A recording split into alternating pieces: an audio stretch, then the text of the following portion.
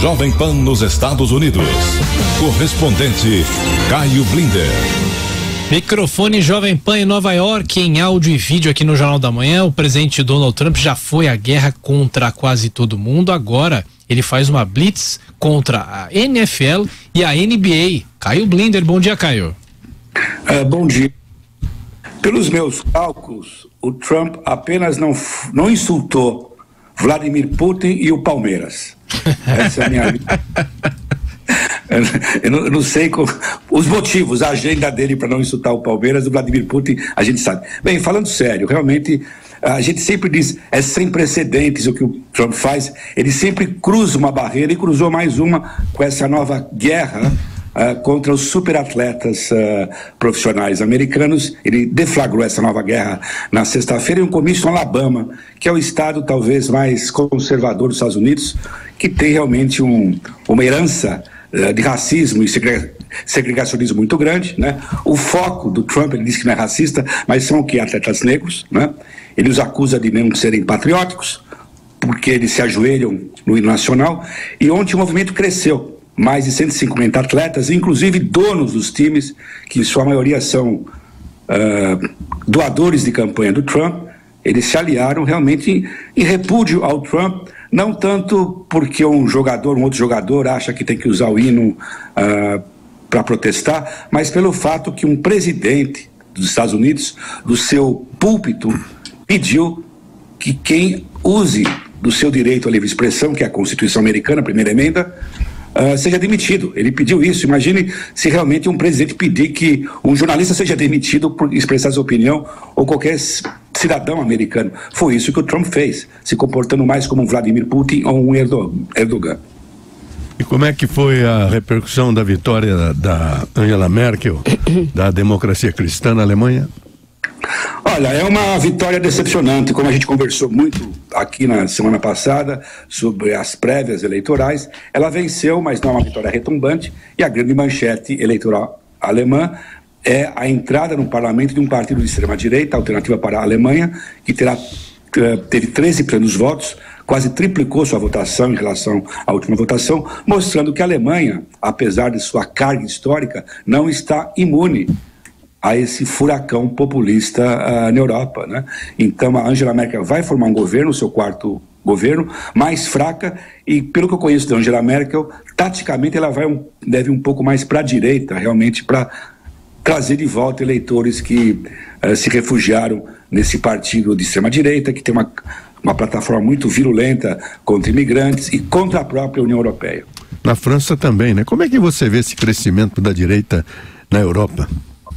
Eu acho que é um pouco normal, o mundo está mais aberto, e a reação de gente que fica ansiosa com várias mudanças na economia mundial, com mais diversidade étnica, como acontece especialmente na Europa, nos Estados Unidos, esse pessoal reage, né?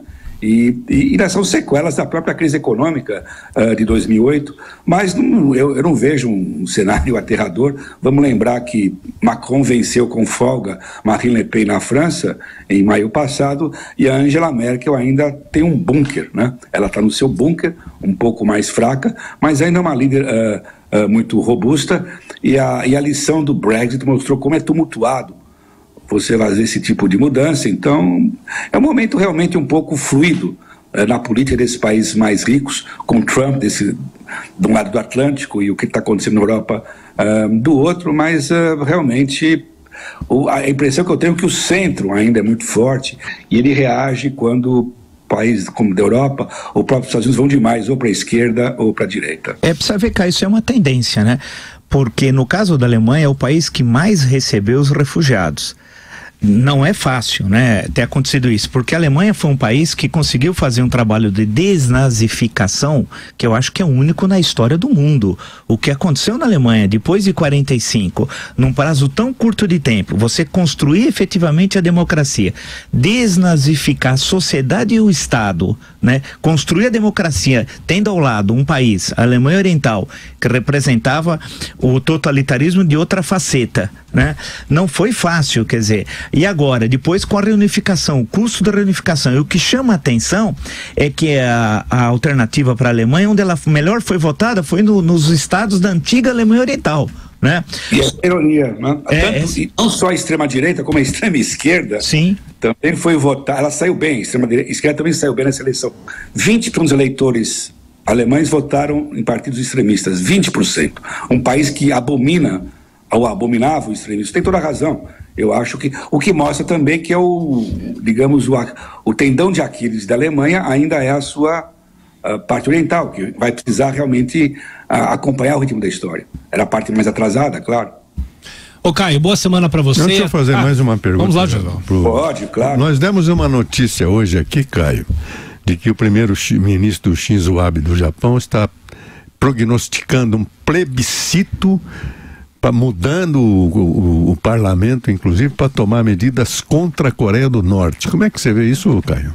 Isso é uma coisa histórica de uma importância tremenda. O que está acontecendo? O próprio Japão, a gente falou muito da Alemanha agora, sabe? Somos dois perdedores da Segunda Guerra. O próprio Japão começa a abandonar a sua tradicional política pacifista, ou seja, uma política baseada apenas em autodefesa, em função de dois perigos. O primeiro, que é a hegemonia chinesa, obviamente, e o segundo é o perigo urgente, imediato da Coreia do Norte. Inclusive o Abe, ele antecipou as eleições, ele quer um mandato mais forte, justamente para ter condições de implementar uma política militar mais agressiva. Esse é o resultado de gente como Kim Jong-un no poder, que leva o próprio Japão a abandonar um pilar de sua sociedade, o pilar erguido depois da destruição das bombas atômicas Hiroshima e Nagasaki. E só lembrando uma questão, um pilar recente, né, Caio, que também o Japão, pós-Segunda Guerra, passou por um processo de atacar o nacionalismo, graças à presença norte-americana durante 5 anos no Japão,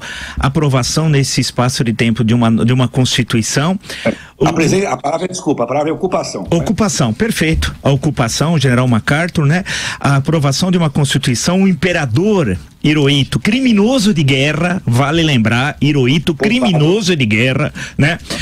O que o Japão fez na Península Coreana desde 1910, quando ocupou, o que fez na China, o estado fantoche, o estado japonês, estou me referindo ao estado de Manchukuo, as experiências genéticas, os campos de concentração, por causa da Guerra Fria, isso acabou sendo esquecido, e até hoje ninguém esquece naquela região, Filipinas, Península Coreana, China, Vietnã, do que o Japão fez durante a ocupação, hein?